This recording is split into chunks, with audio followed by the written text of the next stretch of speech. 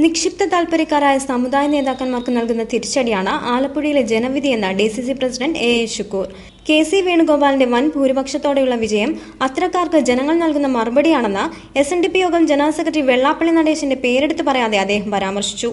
ശ്രീനാരായണ ദർശനങ്ങളെ ബഹുമാനിക്കുകയും അവയുടെ ആഭിമുഖ്യമുള്ള ആളുമാണ് താനെന്ന് പറഞ്ഞ ശുക്കൂർ, ശ്രീനാരായണ ദർശനങ്ങൾക്കും ധർമ്മത്തിനും എതിരാണ് എസ്.എൻ.ഡി.പി യോഗം ജനറൽ സെക്രട്ടറി തിരഞ്ഞെടുപ്പിലെടുത്ത നിലപാടുകളെന്നും അതിനുള്ള തിരിച്ചടിയാണ് തിരഞ്ഞെടുപ്പിലെ ജനവിധിയെന്നും ശുക്കൂർ പറഞ്ഞു.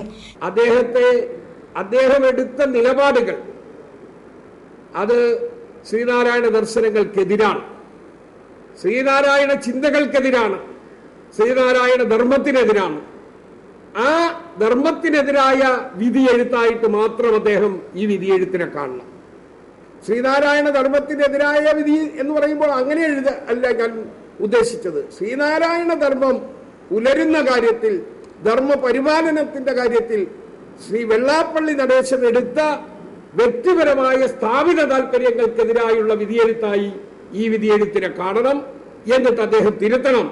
ശ്രീനാരായണ ധർമ്മം, ആ ദർശനം, ആ ചിന്തകൾ നമ്മുടെ സാമൂഹ്യ മാറ്റത്തിനും സാമൂഹ്യ പുരോഗതിക്കും ഉപകരിക്കുന്ന ഒന്നായി മാറണം.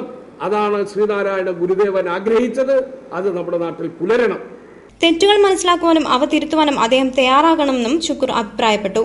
അതേസമയം തിരഞ്ഞെടുപ്പിലെ വിജയം ജനകീയ അംഗീകാരമായി കാണുന്നുവെന്നും ദേശീയാടിസ്ഥാനത്തിൽ കോൺഗ്രസിന് തിരഞ്ഞെടുപ്പ് ഫലം തിരിച്ചടി നൽകിയെങ്കിലും കേരളത്തിൽ മികച്ച വിജയമാണ് സമ്മാനിച്ചതെന്നും ശുക്കൂർ വാർത്താസമ്മേളനത്തിൽ അഭിപ്രായപ്പെട്ടു.